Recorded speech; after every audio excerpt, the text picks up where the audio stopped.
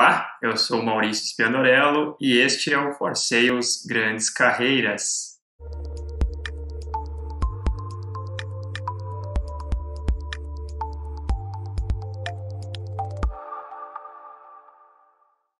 Olá, sejam muito bem-vindos a mais um episódio do For Sales Grandes Carreiras, programa de entrevistas com executivos que são referência em vendas e marketing nos seus segmentos de atuação. No episódio de hoje, vamos falar sobre o segmento de aviação e o Pedro Zanol, consultor sênior aqui da equipe da For Sales, vai estar me acompanhando com as perguntas e com os comentários. Pedro, seja muito bem-vindo ao nosso bate-papo. Olá, Maurício, tudo bem? Olá, youtubers que nos seguem aqui. Obrigado mais uma vez pela oportunidade. Sempre um grande prazer aqui de poder contribuir com você. Legal, Pedro. Antes da gente dar continuidade, eu gostaria de convidar todo mundo que está nos acompanhando para que se inscrevam no canal da For Sales no YouTube. Basta clicar no ícone vermelho inscreva-se. Não deixem de ativar a sinetinha para serem sempre notificados quando divulgarmos vídeos novos. Eu convido também para que acompanhem a For Sales no Apple Podcast, no Deezer e no Spotify, porque lá vocês terão os mesmos conteúdos que o YouTube, porém em formato de áudio. Feito o convite, a nossa conversa de hoje ela estará estruturada em 4 partes diferentes. Na primeira parte, falaremos sobre a carreira do nosso convidado. Na segunda parte, falaremos sobre o principal case da carreira do nosso convidado. Na terceira parte, o nosso convidado falará sobre o futuro do segmento de aviação. E na quarta e última parte, o nosso convidado dará dicas de carreira para quem quer construir uma carreira de sucesso. Então, se você quer construir uma carreira de sucesso, seja no segmento de aviação, ou seja em qualquer outro segmento, não deixe de acompanhar esse bate-papo até o final, porque o nosso convidado de hoje é o Reinaldo Krugner, um executivo com formação em engenharia elétrica, com mais de 20 anos de experiência no segmento de aviação, e hoje ele é vice-presidente de aviação comercial para os mercados Latam e Caribe da Embraer. Reinaldo, é um prazer te receber aqui para esse bate-papo. Muito obrigado pela tua disponibilidade de tempo.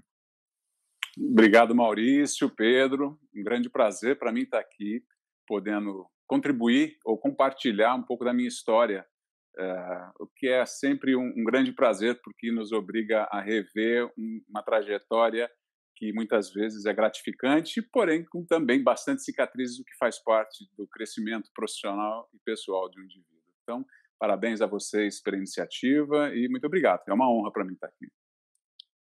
Obrigado, Reinaldo. Para nós também será uma honra fazer esse bate-papo com você, pode ter certeza. Então, para a gente começar, Reinaldo, conta um pouquinho para a gente essa tua trajetória, de trás para frente, de onde você começou até os dias de hoje, claro, obviamente resumindo, né?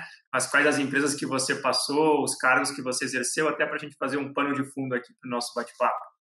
Tá bem, tá bom. Vai ser desafiador, como eu comentei antes com vocês, né? São um pouco mais de 30 anos de história, os últimos 20 na aviação, como você citou. Mas eu sou formado, como você citou, em engenharia, mas antes tem a parte técnica. Eu também sou técnico em eletrônica, exerci a função como técnico em eletrônica, comecei a minha carreira assim, e eu acho que eu posso dividir em 3 grandes fases. A primeira fase, os primeiros 10 anos, como engenheiro e técnico, propriamente dito. Depois eu já comecei a migrar para a área de gestão de processos de pessoas. Então, a divisão seria mais ou menos o seguinte: a formação técnica em engenharia elétrica, eletrônica, um MBA em administração de empresas e um mestrado na área de produção, além de muitos cursos de liderança ao longo da carreira, seja no Brasil, em grandes instituições e no exterior, inclusive, que a gente pode citar um pouco mais para frente. Então, a minha capacitação ela veio da área técnica e migrou para processos ao longo dos 10 primeiros anos, como eu citava, né? Começou no CTA, participando do projeto que viria a ser o veículo lançador de satélites do Brasil. Infelizmente, no trajeto teve um acidente muito grave, talvez vocês se lembrem disso. Depois eu fui para a Avibras, que estava em ascensão, com grandes projetos para a indústria nacional também, de defesa e internacional, dada a época do Golfo, da guerra do Golfo, não, do Irã e Iraque. E eu participei desses projetos, ainda na área técnica, como eu citei. E depois da derrocada da guerra, felizmente como pessoas, né? Mas foi um aprendizado tecnológico muito importante se você olhar a história da humanidade, as grandes evoluções tecnológicas, ela vem no pós-guerra. Não que eu esteja fazendo apologia à guerra, mas sim da questão tecnológica, porque nos obriga a fazer investimentos importantes e os avanços na ciência e na tecnologia. Depois eu tive a oportunidade, nessa época difícil, estou falando da época no final dos anos 80 e início dos anos 90, de ser convidado para, já como engenheiro, entrar na Kodak. A Kodak era um ícone à época, e eu tive a grande satisfação de entrar nessa empresa, vivenciá-la durante um pouco mais de 5 anos, e tendo um assignment, ainda como engenheiro muito júnior, na matriz nos Estados Unidos. E lá, além de pai e recém-casado, eu tive a oportunidade de fazer um desenvolvimento, de compor um time que estava fazendo um desenvolvimento do primeiro que viria a ser um sistema de inspeção online da fita de vidro, da fita de papel emulsionado.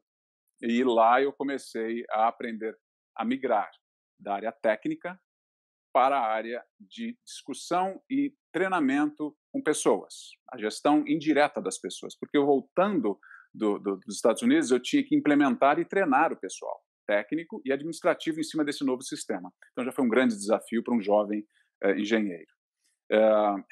Por conta disso, eu recebi um convite para ir para uma nova empresa, 5 anos depois, que é o Grupo Saint-Gobain, já na outra indústria, a indústria vidreira. Percebam que não tem absolutamente mais nenhuma relação com a minha formação, e sim a persona que eu estava construindo enquanto profissional e o expertise que eu estava adquirindo. Lá o objetivo era também adquirir uma nova tecnologia, porém na Europa, um sistema laser de inspeção, onde eu tinha que exercer a parte técnica, o meu conhecimento de eletrônica na época, porém também já criando metodologias aplicadas à produção que seriam operadas por um determinado grupo de pessoas. Então, já havia uma interface de desenvolvimento tecnológico, comunicação e processual. Houve um destaque importante, que nós podemos falar depois, se for o caso. Eu fui convidado para assumir uma outra área lá dentro, de nada a ver, agora gestão puramente, com área técnica, não tem nada a ver com área técnica, puramente gestão, que era embalagens e exportação de vidro. Qual foi a motivação para isso? Era a capacitação técnica, mas mais do que isso, a gestão das pessoas. Uma área que ela estava bem, mas ela tinha muito por crescer. 3 anos depois, nós conseguimos dobrar a capacidade produtiva dessa área, e isso rendeu um destaque importante. Eu tive um convite para assumir uma área fabril, uma fábrica de vidros laminados, desde a parte startup dela, mas em paralelo, 2, 3 meses depois do início dessa nova função, esse novo desafio de gerir 80 pessoas em processos absolutamente novos e problemáticos no início, por conta da função anterior do sucesso, eu fui convidado para ir à Índia e lá fazer um assignment enquanto mantinha minha posição no Brasil. Estou falando dos anos 90, não existia internet, não existia essa comunicação que nós estamos exercendo agora, e foi bastante desafiador criar um departamento lá, gerir uma fábrica que depois de 2 anos eu tinha que entregar com reduções importantes de perda e treinamento das pessoas, já certificada a fábrica, inclusive. Isso me capacitou para ir para a fase seguinte, a Embraer, já na área comercial, que era o meu objetivo final e o objetivo dessa conversa também. Então percebam que, apesar de um pouco alongado, é importante entender qual foi o caminho que me capacitou para assumir uma gerência de contratos internacionais da área de suprimentos, que não era a minha área de expertise, mas tinha que ter uma vivência internacional importante, dominar a língua inglesa de uma forma relevante e fazer assumir um desafio de assinar 40 contratos em 5 meses, 6 meses. Esse foi o meu primeiro grande desafio na aviação. Graças a Deus, graças à minha equipe, um trabalho fantástico que nós fizemos, árduo, tivemos um resultado importante.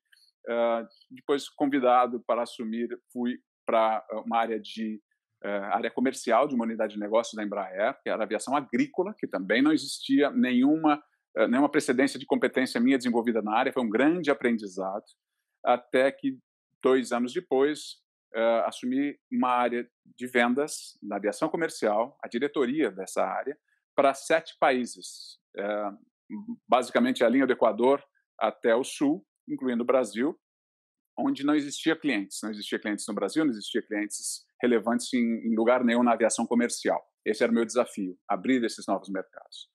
Anos depois, eu tive a honra de liderar a campanha da Azul, que talvez todos conheçam, e foi um sucesso. Não existia essa venda na Embraer, né? Não existia nenhum cliente nacional. Além disso, na Argentina também nós criamos um novo cliente, que é a Aerolíneas Argentinas, a aerolíneas de bandeira do país. E anos depois, a Azul voltou a comprar um novo produto da empresa, criamos uma nova equipe. Eu assumi também, durante um período, já sendo promovido a vice-presidente, a África, além da América Latina e Portugal. Então, era um território gigantesco. Eu vivia no avião durante muito tempo, muito suportado pela minha família. É importante que se faça esse remark aqui. E já se passaram 19 anos, onde de muito sucesso, de muito aprendizado, de muita luta, e essa é a minha história, tentando sumarizar o máximo possível aqui para vocês. Muito bom, Reinaldo, muito interessante e muito bem construída por você, Reinaldo. Uma coisa que fica claro nessa construção que você compartilhou com a gente são as várias promoções que você teve na carreira e os vários desafios diferentes que você assumiu ao longo desses anos todos, né? O que você acredita que você tem como profissional que te diferencia dos outros, sim, mas que também te ajudou a ser convidado para tantos desafios? É uma competência especial que você tem? É uma atitude no trabalho diferente? Qual você acha que é a sua grande característica aí que te impulsionou na carreira?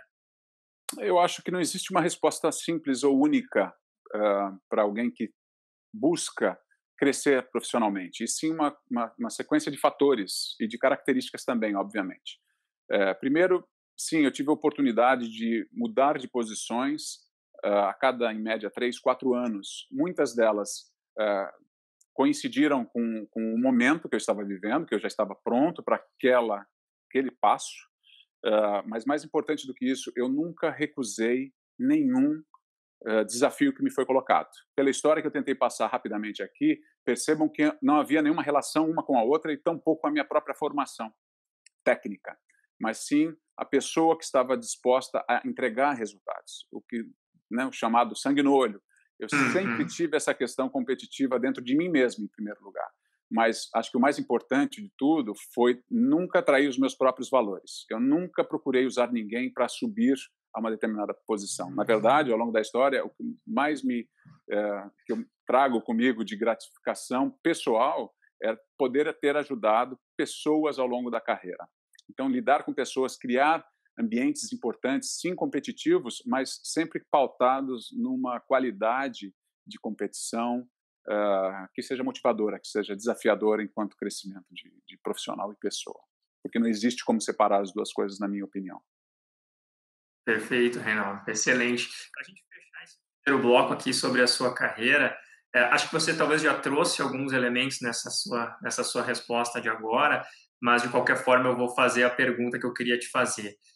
Qual que você acha que foi a principal decisão em termos de carreira que você tomou? Você começou na área técnica, né? Depois você acaba migrando para a área comercial, enfim, chega numa posição de vice-presidência, né?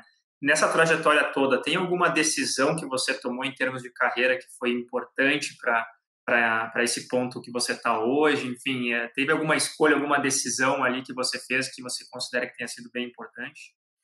Eu acho que eu citei um ponto que eu acho que é marcante na minha carreira, que foi sempre procurar por novos desafios, mas com a certeza de que o desafio que eu estiver ocupando naquele momento esteja sendo cumprido ou excedido.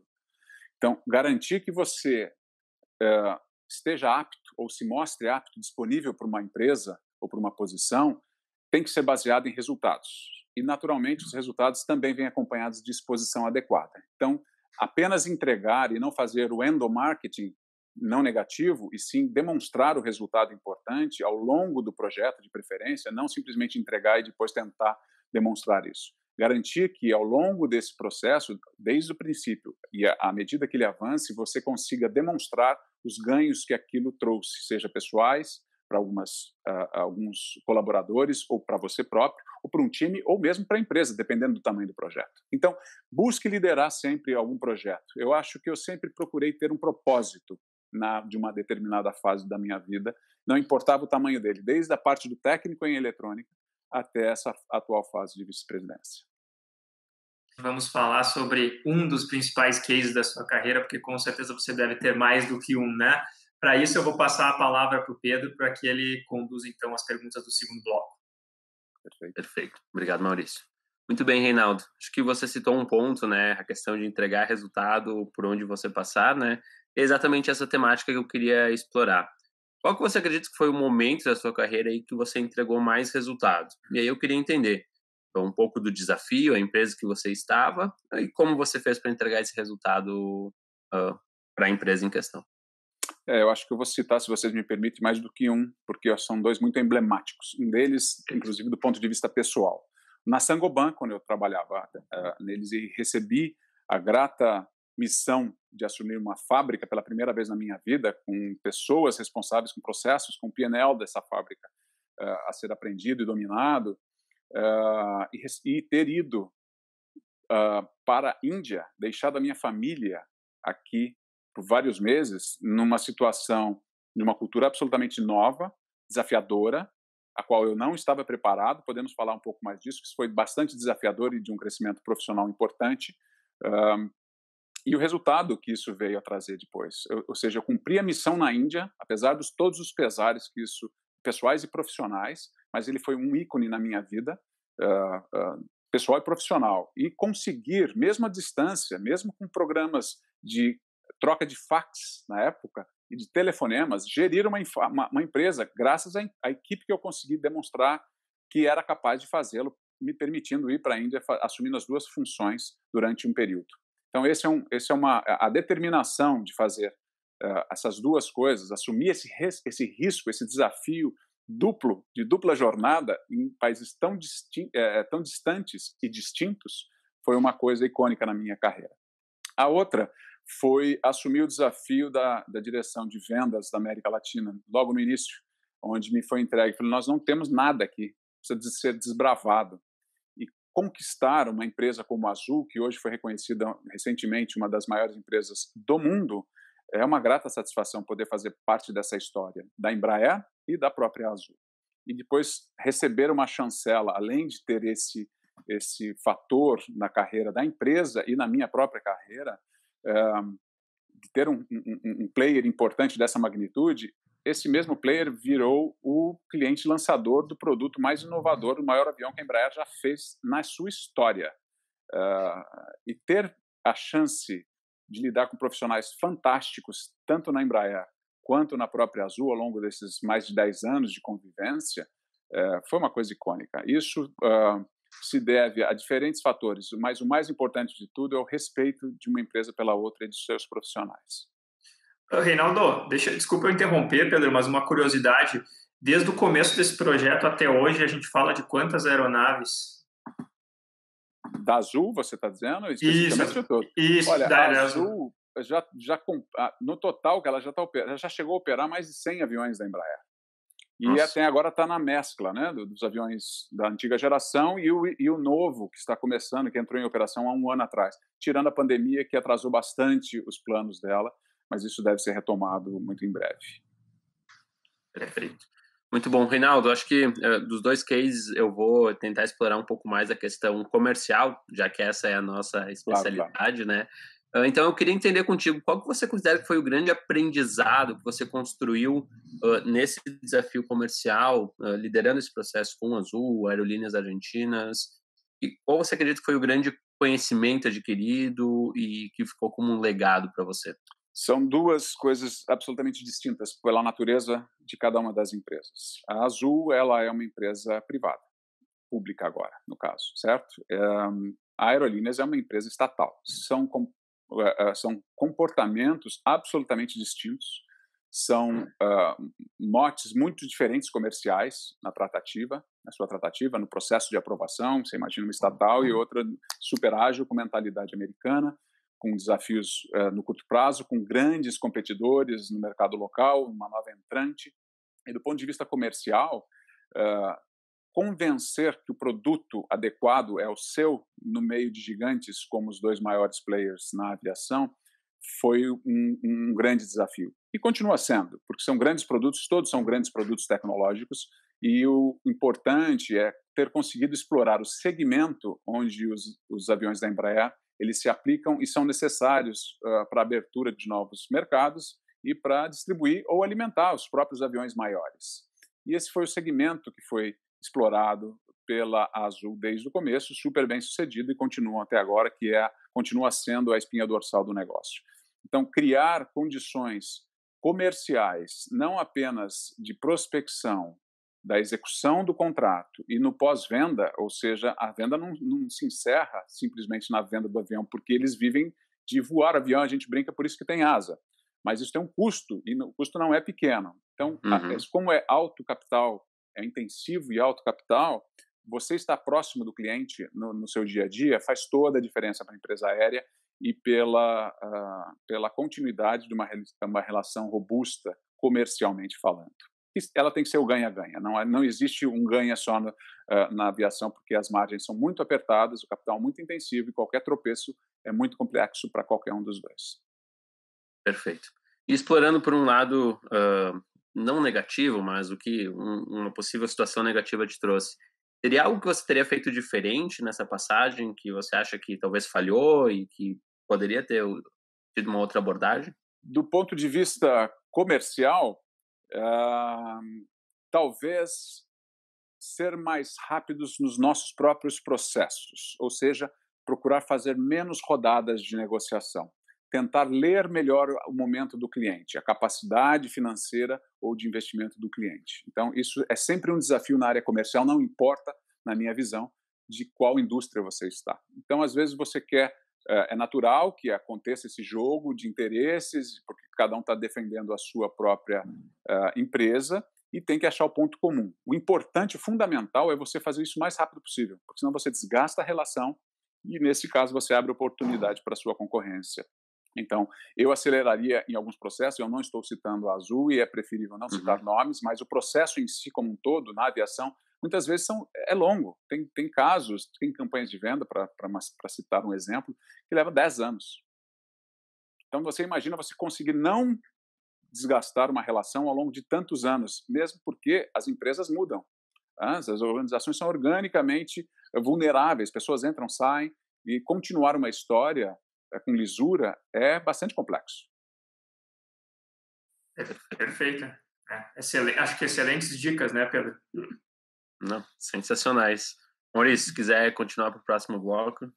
Legal. Vamos avançar agora, então, para o terceiro bloco, onde vamos falar sobre o futuro do segmento de aviação, Reinaldo. Perfeito. Acredito que não seja novidade para ninguém que está nos escutando e nos vendo que o segmento de aviação foi e talvez será por mais um pouco de tempo altamente impactado por essa crise que a gente está vivenciando, né? Sem dúvida. Com base nisso, o que você está enxergando para o futuro do segmento? Quais são as tendências que vão vir por aí? O que na sua visão, vai se transformar, vai mudar? Enfim, o que está vindo por aí no segmento? É uma grande pergunta. Sim, a aviação, primeiro é importante que se diga que ela foi e continuará sendo, na minha visão, um vetor de crescimento econômico.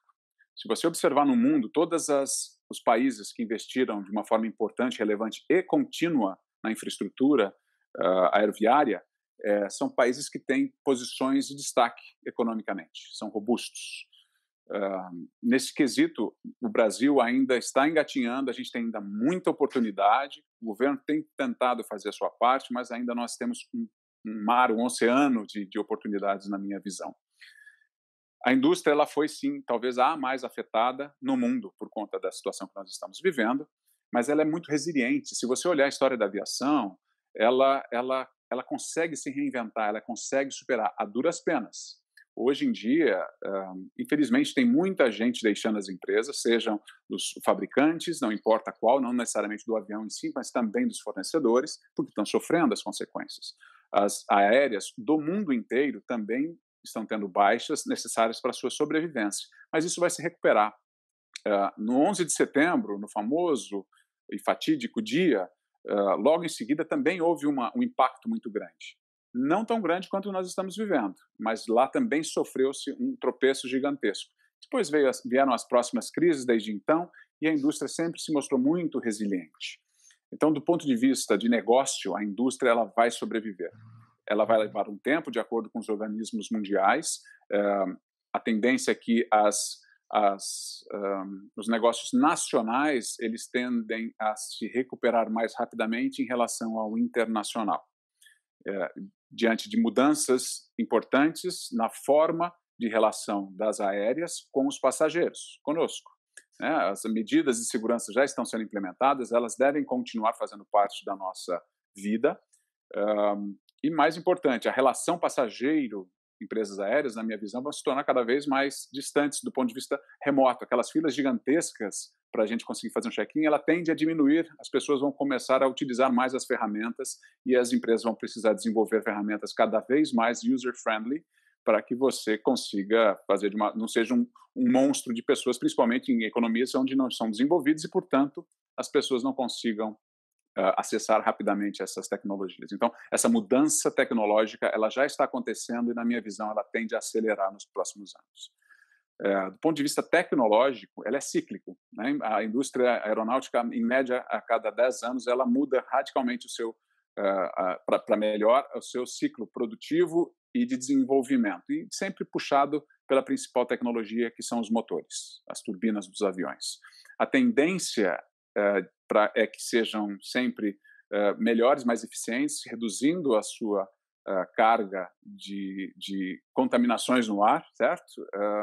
Que é uma discussão bastante intensa há bastante tempo. Então, os motores têm se tornado eficientes à medida que o tempo tem passado, mas a tendência aponta para alguma coisa mais elétrica, uma tecnologia disruptiva do ponto de vista elétrico, mas isso deve acontecer, na minha visão, salvo o engano, daqui mais uns 5, 10 anos. Depois, mais do futuro ainda, já me perguntaram recentemente, será que vai ter gente pilotando o avião? Será que vai ser tudo remoto? Eu acho que vai ter um caminho longo a se seguir. A gente ainda tem o conforto de saber que tem alguém por trás do manche do avião, mas a tendência, muito provavelmente, para um futuro mais longínquo, um pouco a longo prazo, é que não tenha mais ninguém voando, propriamente dito, pilotando o avião.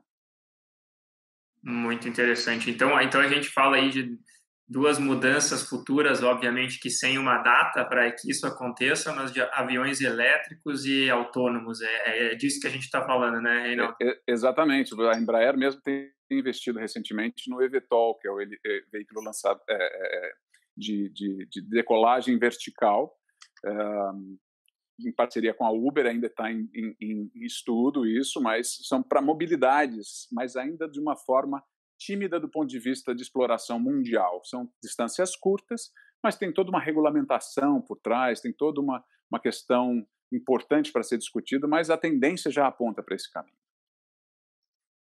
Perfeito. Pedro, você quer complementar alguma pergunta nesse bloco ou a gente pode avançar para o quarto bloco de perguntas? Não, eu gostaria de fazer uma pergunta assim. Eu acho que eu vou trazer alguns elementos aqui, talvez mais para contribuir, e aí se o Reinaldo quiser concluir com conhecimento técnico e de mercado específico, seria bastante interessante. A gente vê a Embraer, por exemplo, fazendo um movimento de, não sei exatamente há quanto tempo, mas recentemente uma notícia aqui, vai começar a produzir navios para a Força para a Marinha Brasileira, né? Então a gente vê um caminho de diversificação de produtos, de atuação.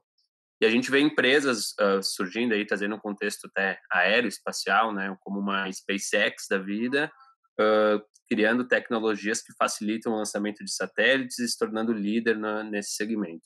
Então, a gente vê uma empresa se tornando hiper especializada numa função, né? Que é esse serviço para lançamento de satélites e talvez num segundo momento até para viagens fora da Terra. Não sei se isso pode ser usado de alguma maneira, tem uma aplicabilidade comercial para deslocamento ou isso vai ser só turismo. Então, eu gostaria de entender um pouco desses dois aspectos, assim, o quanto uma empresa hiper especializada vai se destacar no mercado e se essa é uma tendência, as empresas cada vez mais hiper especializadas em determinados pontos e soluções. E esse momento de diversificação também que a Embraer vem passando, se isso é uma tendência, uma necessidade, um pouco sobre isso também gostaria de ouvir. Bom, vamos lá. Primeiro, só para esclarecer, na Embraer, até onde eu sei, ela não vai começar a fabricar navios. Perfeito. Mas é importante notar que a Embraer ela já mantém uma relação com as diferentes forças armadas em diferentes projetos. já teve participação numa plataforma geoestacionária no passado, há muitos anos atrás, por conta do seu conhecimento e capacidade tecnológica, de desenvolvimento de novos produtos, de novas vertentes de conhecimento e de exploração. Então, na Marinha, temos diferentes projetos, não necessariamente fabricar o avião para a Marinha, mas nós temos o conhecimento tecnológico, onde capacita, sim, a Marinha a explorar dada missão, assim como na aeronáutica é a mesma coisa, assim como nas Forças Armadas também. Fazendo um paralelo, a própria Vibraz, onde eu trabalhei há tantos anos atrás, ela capacitou-se para atender projetos do governo brasileiro especificamente, e depois expandiu isso internacionalmente. Na Embraer, traçando um paralelo, nós desenvolvemos um avião, o maior cargueiro que nós já fizemos no mundo, na vida da empresa, que foi o KC-390, projeto do governo brasileiro, e que tem parcerias pelo mundo inteiro, e isso vai ser explorado internacionalmente. Então, a especialização da tecnologia, ela existe, na minha opinião, no profundo conhecimento daquela tecnologia, mas num amplo espectro de aplicações. Então, existem desenvolvimentos que acontecem na área de defesa que eles migram naturalmente para a aviação comercial e que migram também para outros segmentos, mas a tecnologia, basicamente, ela é a mesma. Então, radares e outros sensores que são utilizados na indústria bélica, por exemplo, eles também são utilizados na indústria aeronáutica. Eu não sei se eu respondo a sua pergunta com essa. Ela é muito complexa e isso dá um livro para escrever sobre isso. Perfeito, não, perfeito. Acho que respondeu, sim, muito bem essa questão. Acho que a gente já pode até avançar para um próximo bloco, Maurício. Legal, Pedro. Bom, Reinaldo, vamos avançando agora então para o quarto e último bloco, onde vamos dar dicas de carreira para quem está nos acompanhando. Nesse quarto e último bloco, nós dividimos as perguntas em 3 pilares diferentes. Um primeiro pilar de aprendizados, um segundo pilar de desenvolvimento pessoal e um terceiro pilar de gestão de pessoas. Eu vou passar a palavra para o Pedro para que ele conduza as perguntas desse primeiro bloco de aprendizados, Pedro. Perfeito. Obrigado, Maurício.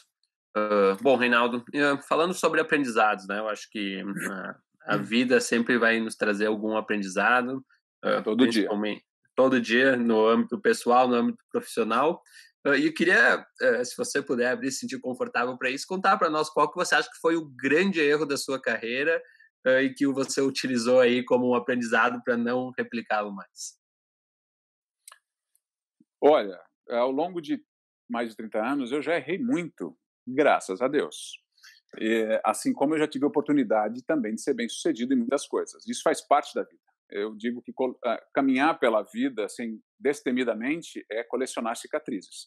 Você tem que tomar cuidado para não perder nenhum membro ao longo do caminho. Portanto, tome o seu risco consciente das suas consequências, porque elas virão, positivas ou negativas. Eu não chamaria de erro, mas se eu pudesse refazer, uma coisa que me vem à mente é tomar cuidado para não se apaixonar demais por um dado projeto, por uma dada posição. E, ao longo da minha carreira, eu tentei aqui replicar para vocês algumas experiências. Eu mesmo provoquei ou aceitei mudanças radicais de posição, de ação que era demandada e de resultados exigindo sacrifícios pessoais. Isso tudo, para mim, não teve nenhum problema, apesar de novo, muitos aprendizados ao longo do caminho, coisas erradas. Mas, em algum dado momento da minha carreira, eu me vejo ou eu observo que eu poderia ter questionado e encerrado o meu ciclo, dados os resultados que eu já tinha entregado. Perceba, somente porque eu reconheço que os resultados foram entregues. Eu já deveria ter provocado o fechamento do meu ciclo para uma nova etapa, provocando o que eu sempre fiz, que foi mudanças disruptivas na minha própria carreira, para o meu próprio aprendizado e abrindo oportunidade para outras pessoas também. Isso é um momento, inclusive, que eu estou vivendo nesse momento.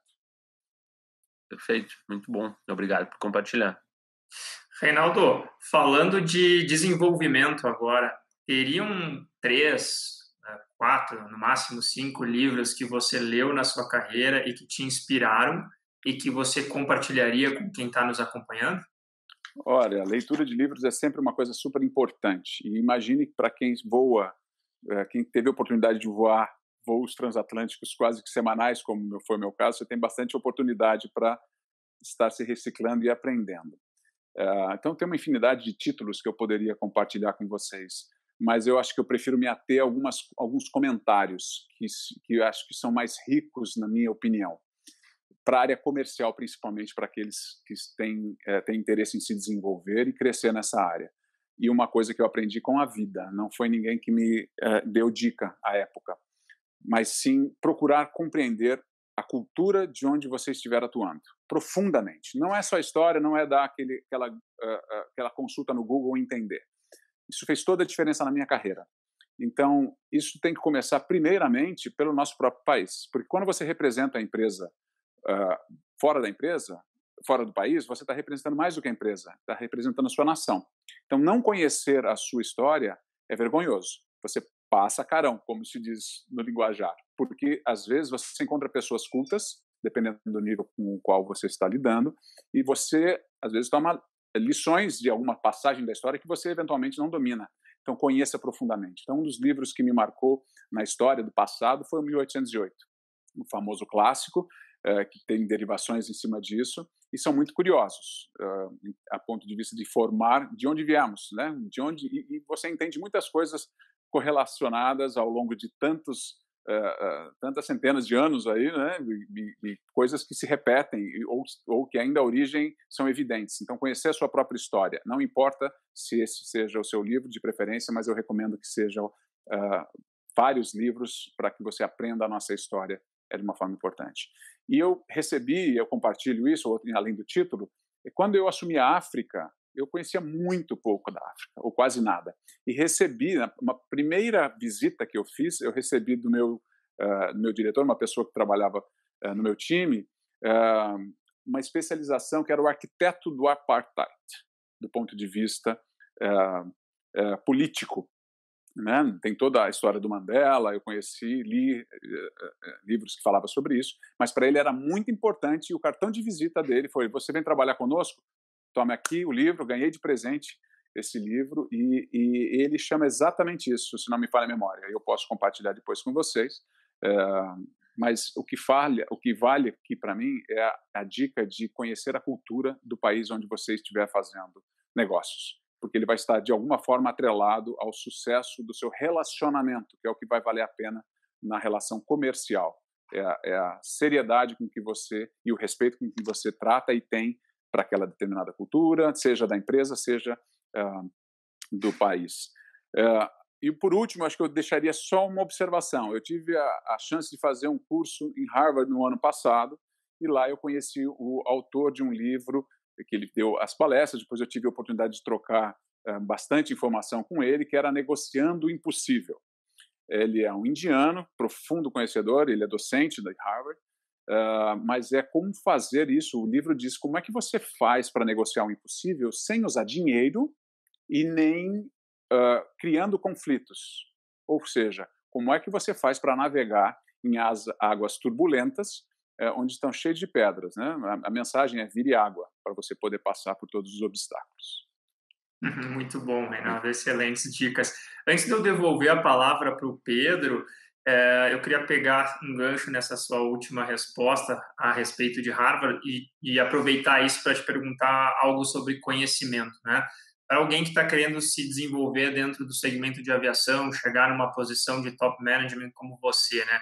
Tem algum tipo de conhecimento que você recomenda que essa pessoa procure? Algum tipo de curso que você acha que ela deva fazer? Enfim, em termos de desenvolvimento pessoal, tem algo que você indicaria?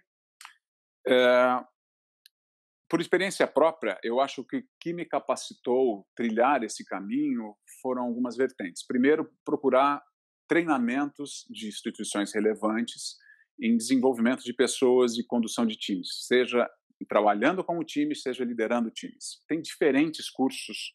É importante a pessoa, buscar uma instituição de renome e, eventualmente, até procurar pessoas que já fizeram esse curso, mas não deixar de cuidar das pessoas, porque são através delas que os resultados vêm. Não existe fórmula mágica, não existe a figura do chefe, eu mando e você obedece. São resultados em time que a gente tem que buscar. Então, qualquer desenvolvimento em liderança de pessoas e times, eu recomendo fortemente. Essa é a primeira vertente. A segunda vertente, eu recomendaria algum curso financeiro. Você precisa entender um pouco de balanço, você precisa entender um pouco ou minimamente de fluxo de caixa para você entender num dado prospect se ele vai ter sucesso, se ele vai conseguir fazer aquele investimento gigantesco na aviação ou não.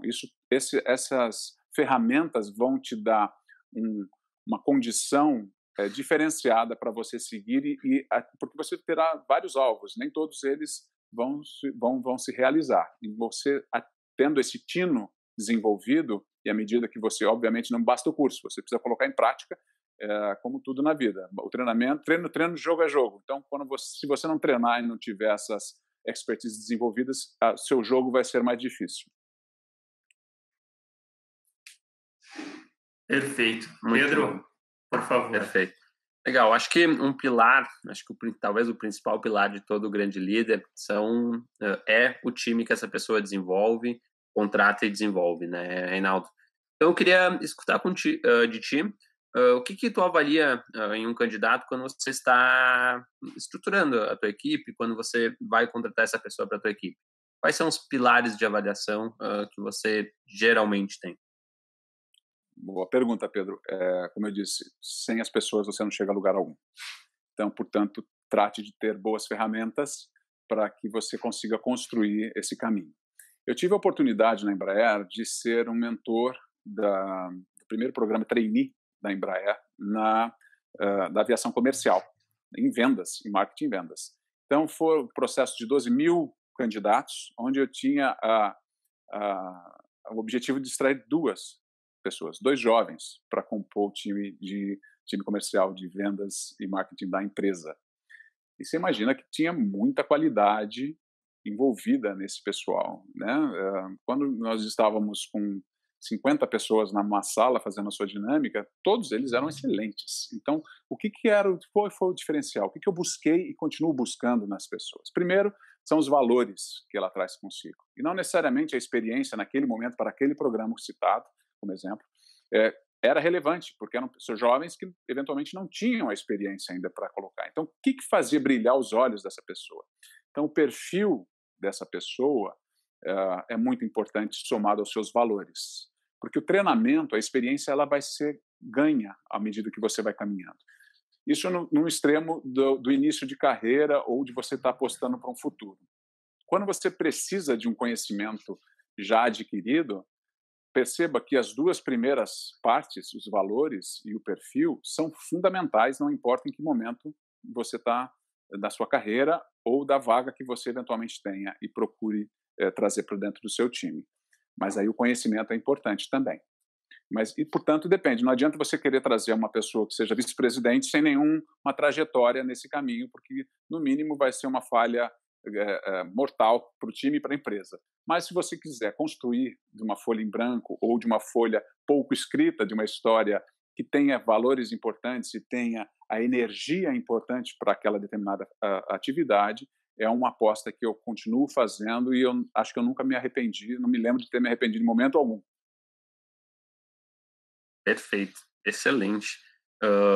Então, não sei se eu posso assumir isso, mas você considera o perfil mais relevante que a experiência, obviamente que depende, mas o perfil ele está intrínseco em todas as etapas de contratação, seja no momento inicial, seja no momento final, correto? Sem dúvida nenhuma. O perfil, ele dita qual é o caminho que essa pessoa tende a seguir. Não significa que aquilo é um carimbo que ela vai garantir para o resto da vida, porque somos pessoas e, portanto, químicos ambulantes, e isso pode oscilar em função do seu momento de vida pessoal, inclusive, que influencia no profissional e vice-versa. Mas sim, o perfil é um item muito, muito relevante. Perfeito, excelente. E qual dica você daria para quem está começando no segmento e quer um dia chegar aí numa posição como um vice-presidente de aviação comercial, um vice-presidente de uma grande companhia como é a Embraer, que é um orgulho aí para toda a nação brasileira? Olha, Pedro, a minha recomendação é tente liderar projetos ou participar, pelo menos, não necessariamente liderar, esteja envolvido ou procure estar envolvido, se coloque à disposição da empresa para pegar ou para participar de projetos importantes. E uma vez nele, tente extrair o máximo possível e, de preferência, exceder aqueles limites. Imagine que você está numa corrida e você precisa cruzar a linha de chegada. Tem um monte de gente junto com você. O que você vai fazer de diferente naquele projeto, com aquele grupo, para se destacar? Mas jamais tente usar pessoas para você, negativamente, para você chegar num dado objetivo. Eu já vi ao longo da minha carreira muita gente bastante competente, mas que tinha a parte da inteligência emocional não desenvolvida e não conseguiu seguir adiante por conta disso, apesar dos resultados que ela entregava, né? Então, busque participar e, eventualmente, liderar grandes projetos. É mais ou menos o seguinte: se é importante para o meu chefe ou para um grupo e é importante para a empresa, ele tem que passar a ser importante para você, tem que ser vital para você, e nessa gana de buscar o melhor, fazer o seu melhor através das pessoas, do grupo e individualmente, trazer o resultado que foi esperado ou exceder. Excelente, Reinaldo. Com essas dicas valiosíssimas, a gente vai terminando o episódio de hoje.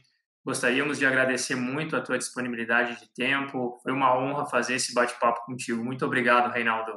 Obrigado você, Maurício, Pedro. Foi um prazer enorme poder compartilhar aí um pouco da minha história. Tem muita história para ser contada e eu desejo um sucesso enorme para a ForSales. Agradeço esse momento. Acho muito importante vocês darem a oportunidade para quem quer seguir essa carreira de ouvir alguém que já teve a chance de colher as suas cicatrizes ao longo da história. E eu desejo sucesso enorme, não somente para vocês, como para as pessoas que estiverem seguindo vocês.